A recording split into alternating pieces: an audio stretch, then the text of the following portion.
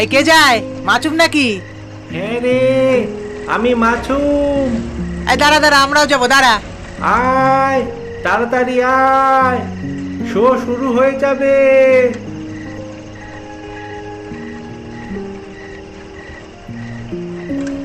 আজকের এই গল্পটি একটি সত্য ঘটনা থেকে নেওয়া হয়েছে।